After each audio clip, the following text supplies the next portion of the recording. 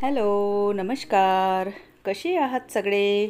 मस्त आहात ना? आशा करते तुम्ही सगळे आनंदात असाल. तुम्हा सर्वांचं अगदी मनापासून स्वागत आहे आपल्या चॅनलवरच्या आजच्या या व्हिडिओमध्ये.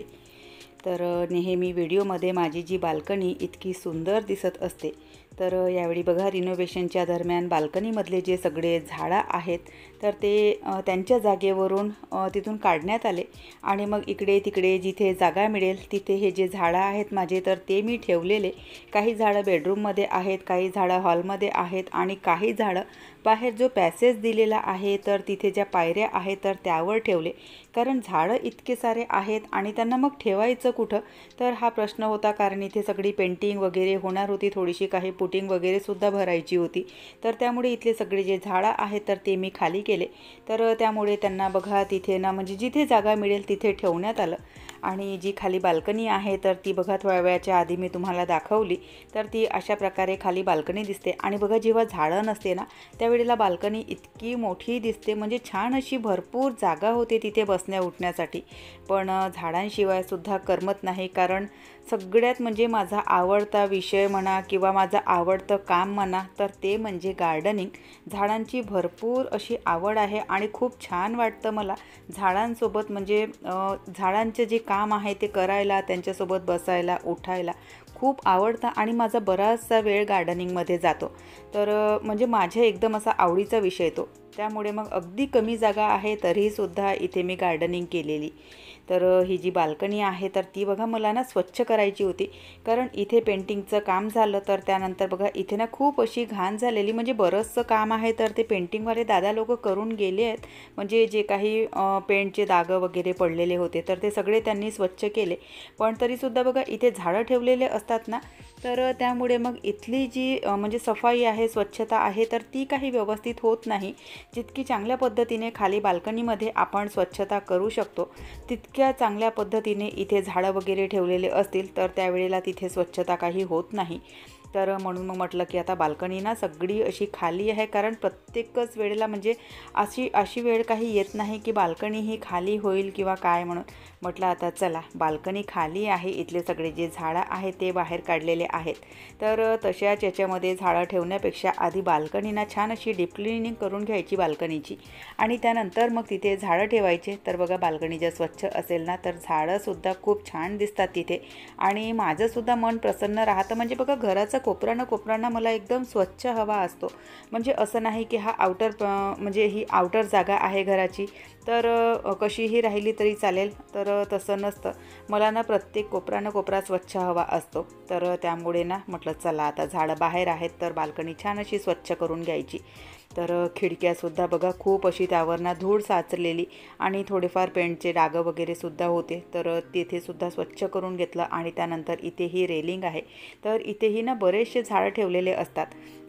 माझ्या गार्डनिंगच्या किंवा झाडांचे जे व्हिडिओ मी तुमच्यासोबत शेअर करत असते तर त्यामध्ये तुम्ही बघत असाल की इथे रेलिंगवर सुद्धा खूप सारे झाडं ठेवलेले असतात, खिडकीवर सुद्धा खूप सारे झाडं ठेवलेले असतात आणि खाली बाल्कनीमध्ये सुद्धा खूप सारे झाडं ठेवलेले असतात.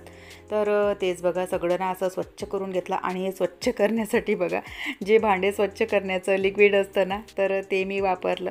कारण इथे मागे बघा थोडेफार जे म्हणजे मातीचे डाग वगैरे असतात किंवा मागे ना 1-2 दिवे लावते मी तिथे, एक बेलाच्या झाडाजवळ लावते, एक तुळशीजवळ लावते. तर थोडेफार ना तेलाचे डाग वगैरे लागलेले होते तर सगळे ते स्वच्छ करून घेतले आणि बघितले असाल बाल्कनी जी आहे तर ती सगळी ना मस्त अशी चमकायला लागली. आता त्यानंतरचं काम होतं जिथे जिथे सगळे झाडं ठेवलेले होते, म्हणजे दोनही बेडरूममध्ये, काही हॉलमध्ये, काही बाहेरचा जो पॅसेज आहे तर तिथे ना हे सगळे झाडं ठेवले होते. तर ते सगळे झाडं इथे एका ठिकाणी गोळा करायचे होते. कारण बघा एक एक झाड आणायला म्हणजे पॉसिबल झालं नसतं. झाडं इतके सगळे आहेत आणि जिथून झाडं आणायचे होते तर म्हणजे तिथली जागा आणि बाल्कनीची जागा बरीच लांब आहे. त्यामुळे आधी ना सगळे झाडं मी इथे बाल्कनीमध्ये गोळा करून घेतले आणि त्यानंतर झाडांची जमवाजमव, झाडांची रेवठेव करायला सुरुवात केली आहे. तर बघा इकडचा जो म्हणजे इकडची जी जागा आहे तर इथे ना बऱ्यापैकी ऊन राहतं, 6 ते 7 तासाचं ऊन इथे राहतं. तर त्यामुळे जे झाडं एकदम डायरेक्ट सनलाईटमध्ये असतात, ज्यांना बऱ्यापैकी म्हणजे उन्हाची गरज असते, तर ते झाडं ना मी त्या साईडला ठेवते. तिथे शमीचं झाड आहे, जेट प्लांट आहे, बेलाचं झाड आहे आणि एक क्रोटॉनचं झाड ठेवलं. तर त्या साईडचे झाडं मी आधी जमवून घेतले आणि त्यानंतर मग ना ही खिडकीवर म्हणजे बरेचसे असे हँगिंग प्लांटर मी ठेवलेले आहेत. तर तिथल्या झाडांची जमवाजमव करायची होती. तर बघा इतका वेळ जातो, म्हणजे रोजच्यासारखं माझं हे काम आहे झाडांची रेवठेव करणं, गार्डनिंग करणं. पण तरीसुद्धा बघा इथलं झाड तिथे, तिथलं झाड तिथे, हे इथं नाही बरं दिसत, ते तिथं नाही बरं दिसत, म्हणजे त्यामध्ये सुद्धा ना इतकं परफेक्शन हवं. तर त्याचमध्ये बघा खूप असा ना माझा वेळ गेला. तर फायनली वर जे हँगिंग प्लांटर होते तर ते व्यवस्थित जमवले आणि त्यानंतर खाली इथे खिडकीवर सुद्धा खूप साऱ्या लहान सहान कुंड्या मी ठेवते. तर बघा तिथले काही झाडं जमवले आणि त्यानंतर काही झाडं ना बाकी मोठे झाडं आहेत तर त्यांच्या मागे होते तर ते काही दिसत नव्हते. तर म्हटलं आधी ना मग हे झाडं जमवून घ्यायचे रेलिंगवरचे.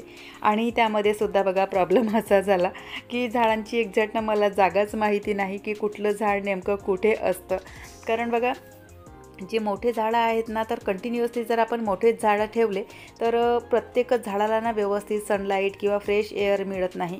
तर त्यामुळे मग ना झाडांची रेवठेव करताना बघा एक झाड मोठं, एक झाड लहान, एक झाड मोठं, एक झाड लहान, तर अशा प्रकारे झाडांची मी रेवठेव करते. कारण प्रत्येक झाडाला अगदी फ्रेश हवा मिळायला हवी, सनलाईट मिळायला हवी. कारण जर प्रत्येकच मोठंच झाड आपण म्हणजे सतत लागून लागून मोठेच जर झाडं ठेवले ना तर बघा जी बाजू आतमधल्या साईडची असते ना तर त्यातले पानं खराब होतात, तिथे मच्छर लागतात आणि झाडसुद्धा खराब होते.